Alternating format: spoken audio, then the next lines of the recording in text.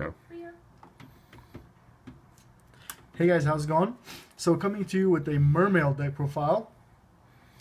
Since Gunde is back up to 3, I absolutely love this deck. I had it when Gunde was at 1, and I still love this deck, but just now that it's back at 3, it's fucking amazing. So let's just get right to it. 1 lead, 2 Megalo, and 3 Tias. Pretty standard.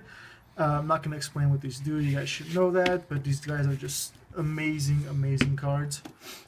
Then we have 3 Pike, 1 Turge.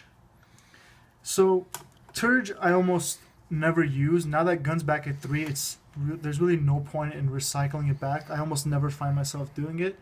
However, if I do bring this out and ditch Gunde and special summon Pike, that's an automatic level 4 XC, so it's a pretty good combo and good card to have.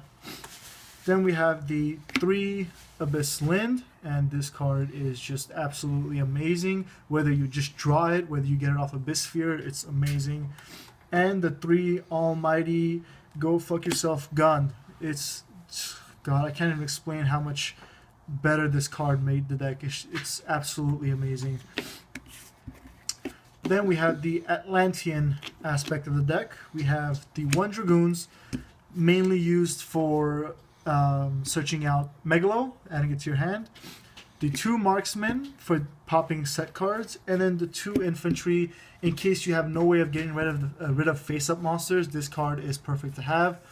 People used to run, I believe it was 3 Infantries and 2 Marksmen. I think it's a little cloggy. You don't really need 3 Infantries, especially because if they have 1 or 2 set back rows in the first turn, and you can OTK fairly easily. And then we have the 2 Genex and 9, and 2 controllers. I've seen deck profiles with running 1 of these. I've tested it out with 1, and I believe 2 is a lot better. It is pretty much a bitch if you draw a controller first turn without anything else. But most of the time when I draw controller first turn, it's either with a Pike or, no, I'm sorry, not a Pike, with a Tias or a Megalo, which is like a first turn Leo, so that's amazing. And then we have the Aqua Spirit and the Tidal. So these cards are amazing. This is an automatic special summon level 4 to XZ, and then you can just ditch this with Undyne first turn, and then just wait and ditch, banish 2 cards and bring that out. Really strong card. As for the spells, we have 2 MSTs. I've seen people run 3. I think that's too cloggy and not necessary, especially with the Marksmans. We have 1 Salvage. This card has saved my life so many times. I top decked this card once, and it absolutely just saved my duel against heroes.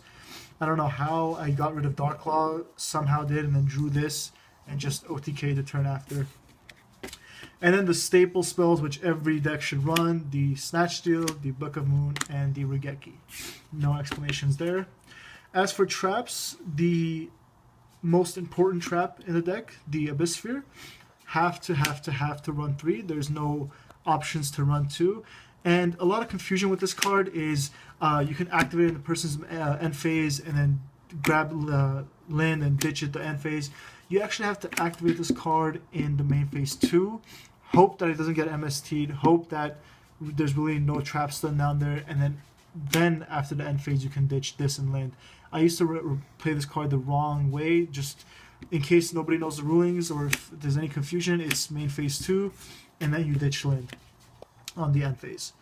I run 2 Phoenix Blast, a Compulse, and a Solemn Warning. Now, I used to run 1 Phoenix Blast and a Karma Cut, which is okay, but I feel like putting a card on the top deck is a much better punishment for your opponent rather than just banishing it and hoping to have more in the graveyard, or even if it's just banishing 1 card. I feel like putting a card on the top deck is much better. So let's move on to the extra deck. Of course, we have the Black Rose, must have card. We have the Goyo Guardian, just in case we need to make a 6.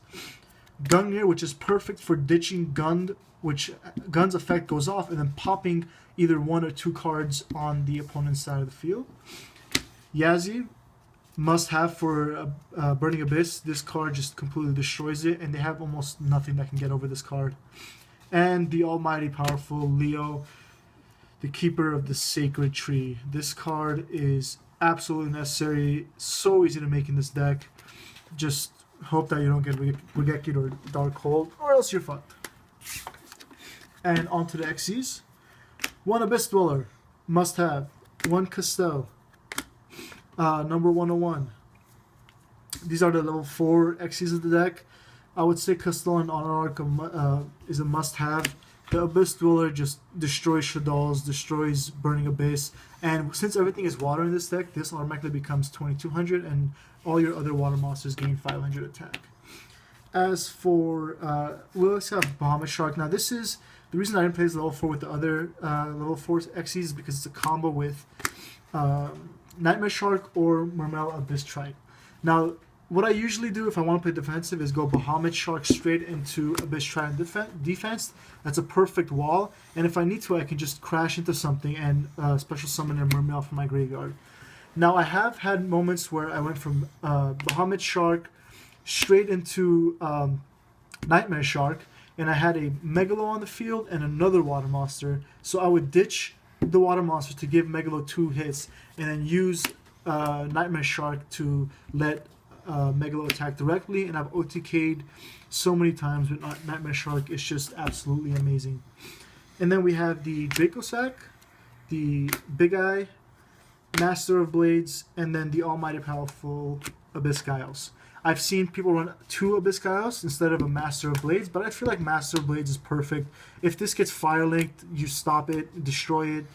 Big Eye, self-explanatory. Draco Sack, pretty much fuck you, get the fuck out of here, I'm going to destroy all your field. And then Abyss Giles is awesome. Level 5 or higher monsters can attack, while this card has a monster attached to it. And then anything with less attack than this, you can detach to negate all face-up monsters you control. So that's the Mermail deck profile. If you guys have any questions, feel free to comment below. And please like and subscribe for more deck profiles. Thank you.